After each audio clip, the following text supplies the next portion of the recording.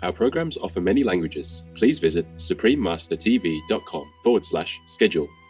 Nos programmes offrent plusieurs langues. Veuillez visiter suprememastertv.com/schedule. Nuestros programas ofrecen varios idiomas. Visiten suprememastertv.com/schedule. हमारे कार्यक्रम पेश किए जाते हैं कई भाषाओं में। कृपया देखें suprememastertv.com/schedule. The things within our power are by nature free, unrestricted, unhindered. But those beyond our power are weak, dependent, restricted, alien. Remember then that if you attribute freedom to things by nature dependent, and take what belongs to others for your own, you will be hindered, you will lament, you will be disturbed, you will find fault both with gods and men. Please continue watching for the practical wisdom of Stoic philosopher Epictetus.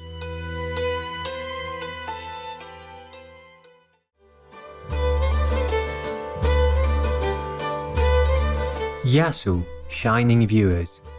Yasu is hello in Greek, the official language of the island of Corfu. I'm Yorgos. The friendly people of Corfu send you warm well wishes. May you be divinely blessed.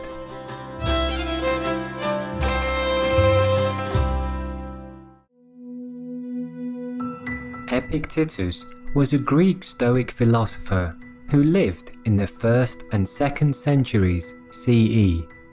He was born in Phrygia, present-day Turkey, and during his youth was a slave in Rome to an important administrator in the court of the emperor. At an early age, Epictetus developed a significant interest in philosophy. With his owner's permission, he studied under Gaius Musonius Rufus, who, along with Epictetus, is now considered one of the great Stoic philosophers of the Roman Empire.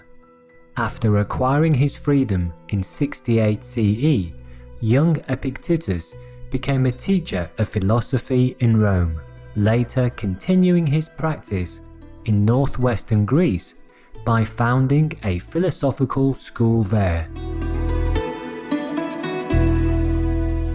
Epictetus, who led a simple lifestyle with very few possessions, taught a practical philosophy to help people lead meaningful lives. He emphasized integrity, personal freedom, and self-mastery through the use of reason and virtue, which is required to live in accordance with nature. The detailed steps and techniques in this regard presented in his teachings illustrate Stoicism as a way of life. One of Epictetus's most dedicated students was Arrian, who compiled and published his own personal notes from his teacher's lectures into the well-known books Discourses and Enchiridion. Epictetus's teachings have had an immense influence throughout the centuries, including on the great philosopher and Roman emperor Marcus Aurelius, on early Christian moral thought, on current approaches in psychology and more, and continues to have an impact on many intellectuals, thinkers, and philosophers around the world. The beloved Stoic philosopher and teacher was remembered as a lively speaker who was able to make his listeners feel his own insights. We'll now read a segment of the collected teachings from the Enchiridion by Epictetus. According to Epictetus's beliefs, all external events are beyond our control, and we should accept them with ease, calmness, and humility, whereas each individual is responsible for their own actions, which they should govern with determination and self-discipline. The Enchiridion. There are things which are within our power, and there are things which are beyond our power. Within our power are opinion, aim, desire, aversion, and In one word, whatever affairs are our own, beyond our power, our body, property, reputation, office, and in one word, whatever are not properly our own affairs. Now the things within our power are by nature free, unrestricted, unhindered, but those beyond our power are weak, dependent, restricted, alien. Remember then, that if you attribute freedom to things by nature dependent and take what belongs to others for your own, you will be hindered, you will lament, you will be disturbed, you will find fault, both with gods and men.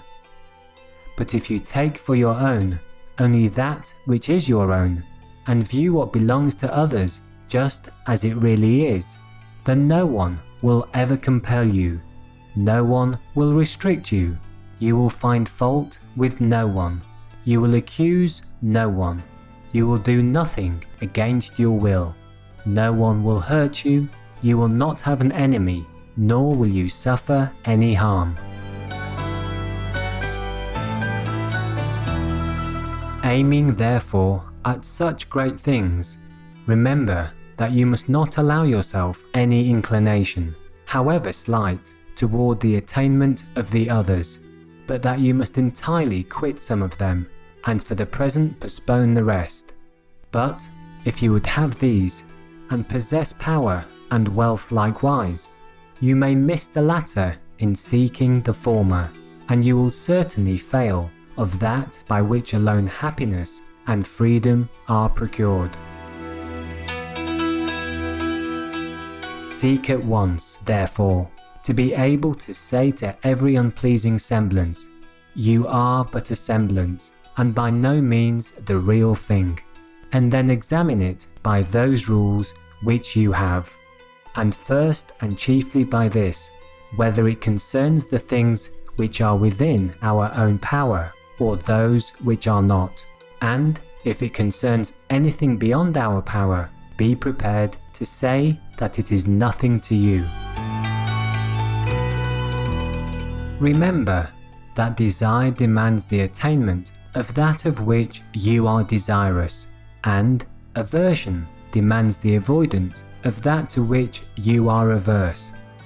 That he who fails of the object of his desires is disappointed, and he who incurs the object of his aversion is wretched. If then you shun only those undesirable things which you can control, you will never incur anything which you shun. But if you shun sickness, or death, or poverty, you will run the risk of wretchedness. Remove the habit of aversion, then, from all things that are not within our power, and apply it to things undesirable, which are within our power. But, for the present, altogether restrain desire.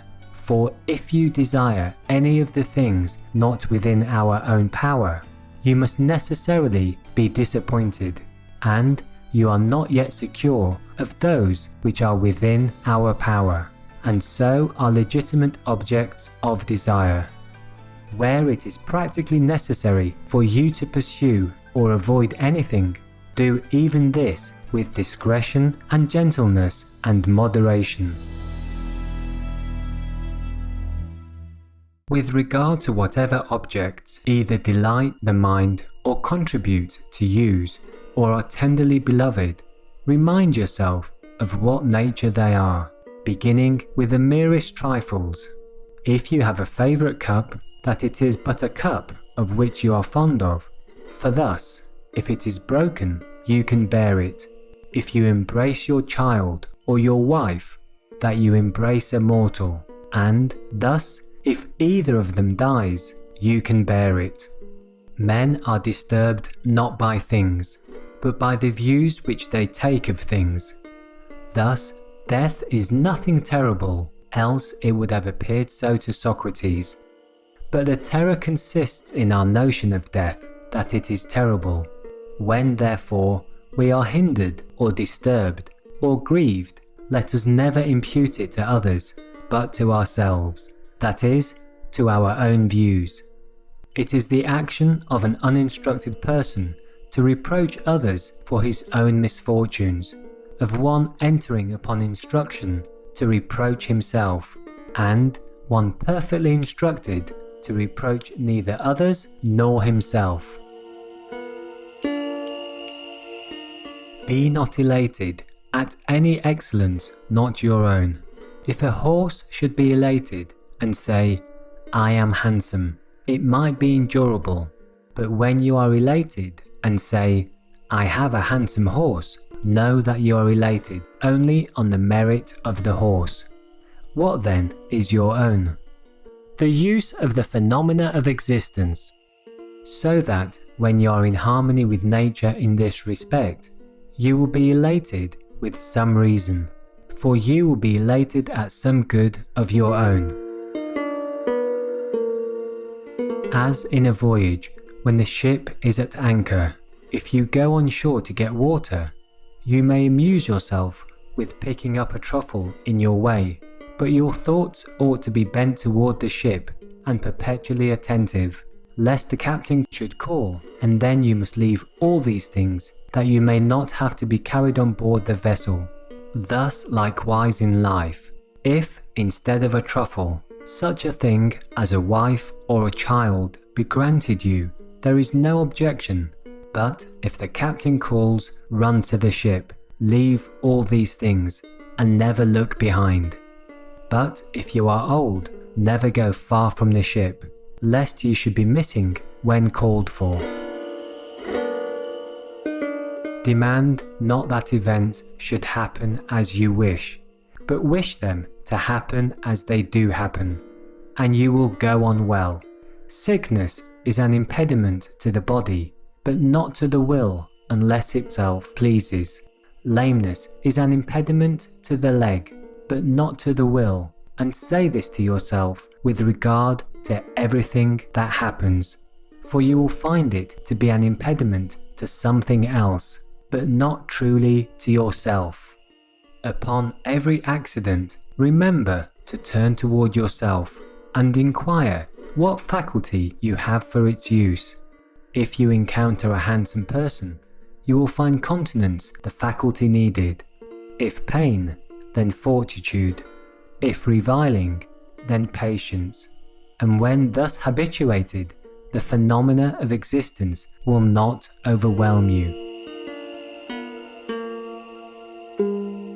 Never say of anything, I have lost it, but I have restored it. Has your child died? It is restored.